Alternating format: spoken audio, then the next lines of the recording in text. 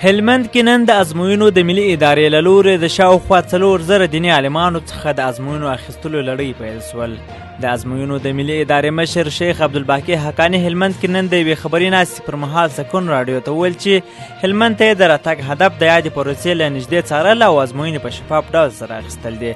د حقاني په خبره په دې ازموینې کې به شاوخوا 4000 دیني عالمان برخه ولري.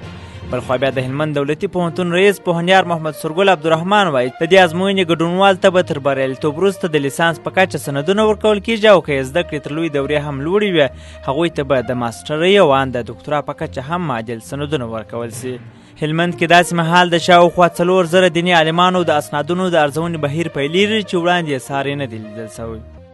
کله چې په موافقانه ډول امتحان بهیر تیر کوي دوی ته به د لیسانس په کچه سند ورکول کیږي. کونړ کې د وروستیو زلزله ځپلو لپاره د ناروې د کډوالو شورا له لورې د 19 میلیونو ډالرو په ارزښت یو ښارګوټی جوړ او ګټه اخیستنې ته وسپارل شو. چارواکي وایي چې په کونړ ولایت کې د وروستیو زلزله ځپلو لپاره د ناروې د کډوالو شورا له لورې د 19 میلیونو ډالرو په ارزښت یو ښارګوټی جوړ او ګټه اخیستنې ته یې سپارلی دی. د سرچینې په خبره چې په دغه ښارګوټي کې 40 کورونه جوړ سي او زیانمنو کورنیو ته یې سپارلی دی. د کونړ ولایت له طبیعي پیښو سره د مبارزې رئیس وایي هڅه کوي په یاد ښارګوټي کې ښوونځی روغتونونه او سړکونه هم ورغول سي.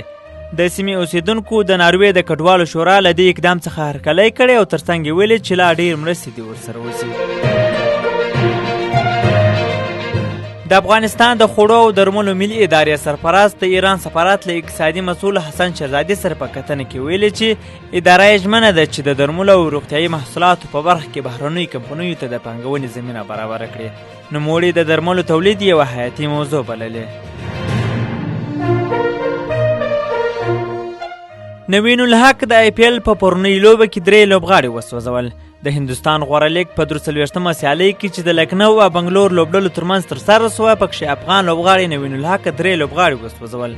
دغه سیالۍ چې د مې په لومړۍ نیټه وه بنګلور لکنو ته د 120 منډو هدف ټاکلی و.